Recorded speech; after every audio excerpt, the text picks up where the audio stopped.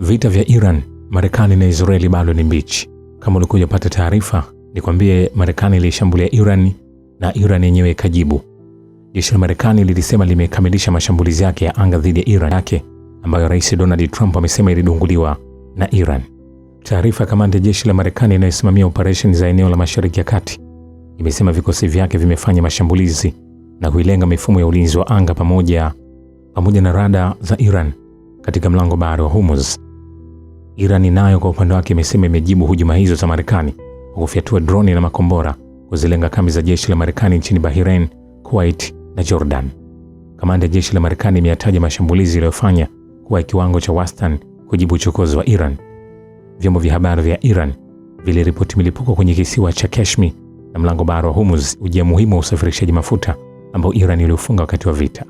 Na pia IRGC imeshambulia kwa makombora kituo cha anga cha jeshi la Marekani na kituo cha udhibiti huko Al-Arzaq na Jordan. Maeneo manne muhimu katika kambi ya anga na kituo cha amri na udhibiti cha jeshi la mauaji ya watoto la Marekani huko Al-Azraq, Jordan yameshambuliwa usiku wa kuamkia leo kwa makombora ya jeshi la walinzi wa Jamhuri ya Kiislamu.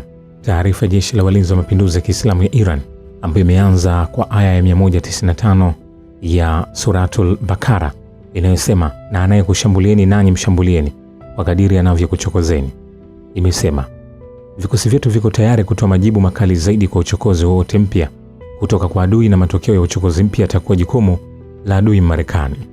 Mwisho kunukuu taarifa iliyotolewa na idara ya uhusiano wa umma ya jeshi la walinzi wa mapinduzi ya Kiislamu. Wanasema baada ya operesheni iliyofanikiwa ya jeshi la wanamaji la IRGC kupiga malengo 21 kwenye kambi za anga na majini ya Marekani kwenye eneo la magharibi mwa Asia na kuangusha ndege isiyo na rubani aina MQ-9 katika anga ya mji wa Jam, na kwa kutilia maanani mwendelezo wa matendo maovu ya adui na kukamilisha operesheni ya kulipiza kisasi, vikosi vya na wapiganaji shupavu wa kikosi cha anga cha IRGC wamepiga na kuharibu malengo manne muhimu, ikiwa ni pamoja na angari za ndege za kivita za F-35 kwenye kambi ya anga na kituo cha amri na udhibiti cha jeshi la mauaji ya watoto la Marekani huko Al-Azraq nchini Jordan kwa makombora ya foili mango ya masafa marefu. Saa 8:30 usiku wa kuamkia leo pia jeshi la wanamaji la IRGC lilifanya mashambulizi ya ndege zisizo na rubani kwenye makao makuu ya kikosi cha 5 cha wanamaji ya jeshi la Marekani nchini Bahrain na katika kambi ya jeshi la Marekani ya Al-Salem huko Kuwait. Kabla ya hapo, waziri wa mambo ya nje wa Iran Abbas Araghchi alikuwa ameionya Marekani kwamba mashambulizi yake kwenye maeneo ya kusini mwa Iran hayatapita bila majibu. Said Araghchi alitoa matamshi hayo katika ujumbe wake kwenye mtandao wa kijamii wa X baada ya Marekani kushambulia maeneo kadhaa kwenye mkoa wa Hormozgan. Licha ya kushindwa kwake kwenye uwanja wa vita, Marekani imeamua kujaribu azma yetu, ameandika waziri wa mambo ya nje wa Iran, akionya kwamba vikosi vya jeshi la Iran havitaacha shambulio au tishio lolote bila jibu. Ondoka katika eneo letu ikiwa unataka kuwa salama, amesema Said Abbas Araghchi, na kuongeza kwamba historia ya Ghuba Uajemi ina kurasa nyingi kuhusu hatima mbaya za wageni wanaoingia hapo. Akijibu uchokozi na ukiukwaji wa mapigano uliofanywa na Marekani, Spika bunge la Iran amesisitiza kuwa ukivunja ahadi na majukumu yako tutatumia lugha tunayojua vyema. Mohammad Bagher Kalbaf, Spika wa Majlisi ya Ushauri ya Kiislamu ya Iran, ameandika kwenye akaunti yake ya mtandao wa X kwamba tunapendelea lugha ya diplomasia, lakini tunazungumza lugha zingine kwa ufasaha zaidi. Spika bunge la Iran ameongeza, ukivunja ahadi na majukumu yako tutatumia lugha tunayojua vyema, utapanda farasi yule yule uliyemwekea tandiko. Itakumbukwa kwa mapema leo maeneo manne muhimu katika kambi ya anga na kituo cha amri na udhibiti cha jeshi la mauaji la Marekani huko Al-Azraq, Jordan, yameshambuliwa kwa makombora ya jeshi la walinzi wa Jamhuri ya Kiislamu IRGC. Vile makao makuu ya taasisi yanayosimamia shughuli za kumwenzi shahidi kiongozi wa mapinduzi ya Kiislamu Ayatollah Sayyid Ali Khamenei imetangaza kuwa shughuli ya kumuaga na mazishi ya shahidi huyo yatafanyika baada ya siku 10 za mwanzo za mwezi Muharram. Taarifa hiyo imesema kuwa mipango imefanywa kwa ajili ya shughuli za kumwenzi shahidi Ayatollah Khamenei na watu wa familia yake ambao waliuawa shahidi katika hujuma ya kichokozi ya Marekani na Israeli dhidi ya Iran. Taarifa hiyo imefafanua kuwa uvumi unaoenezwa katika vyombo vya habari vya ndani na nje kuhusu muda na namna mazishi yatakavyofanyika hauna ukweli wowote na umezua sintofahamu miongoni mwa watu wengi wanaotaka kuhudhuria tukio kuu la kitaifa. Taarifa hiyo imeeleza kuwa uamuzi wa kufanya mazishi ya Ayatollah Khamenei na watu wa familia yake baada ya siku 10 za Muharram umechukuliwa kwa kuzingatia dhamira ya muda mrefu ya kiongozi mwadhamu ya kufanya marasimu ya maombolezo ya Imam Hussein pamoja na umuhimu wa maombolezo ya Muharram ambayo hufanyika kote nchini Iran kwenye kipindi hicho kitakatifu.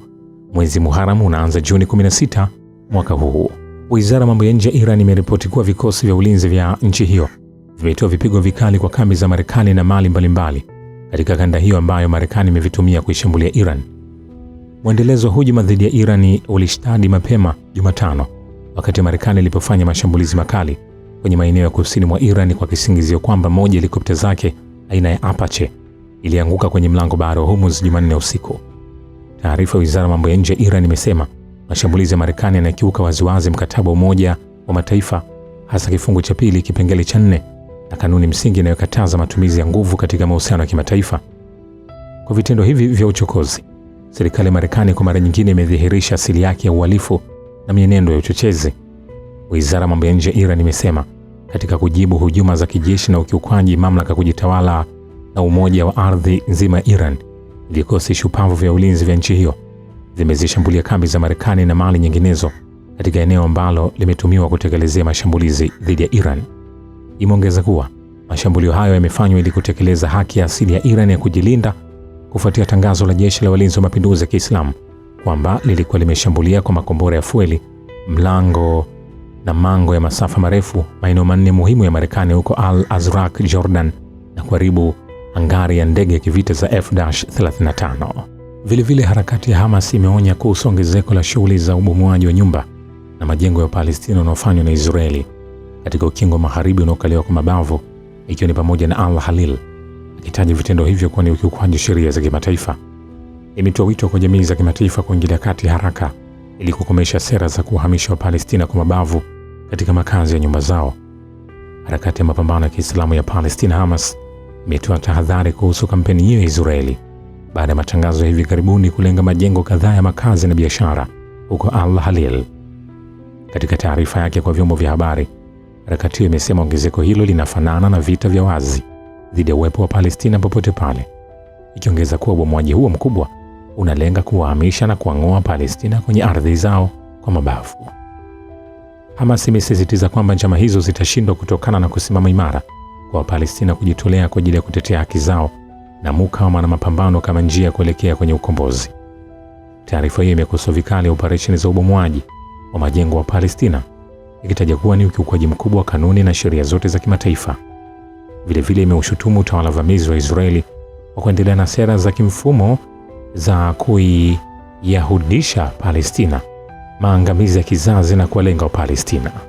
Vilevile spika wa bunge la Lebanon amesema kuwa nchi hiyo haitakubali chochote isipokuwa usitishaji vita kamili na usio na masharti kwa upande wa ardhini, anga na baharini, na kusisitiza msimamo thabiti wa mukawama wa Lebanon dhidi ya hujuma za Israeli. Nabii Berri amesema kuwa majadiliano kuhusu kuondoka kwa wakati mmoja jeshi vamizi la Israeli katika ardhi ya Lebanon na wana mapambano wa Hezbollah katika maeneo ya kusini mwa mto Litan yataanza mara tu baada ya kuanza kutekeleza usitishaji vita. Nini hasa ambacho kitaendelea? Ni kwambia hivi, hatujamaliza. Shukrani kwa baba wa kivita. Mimi ni The Rich Voice.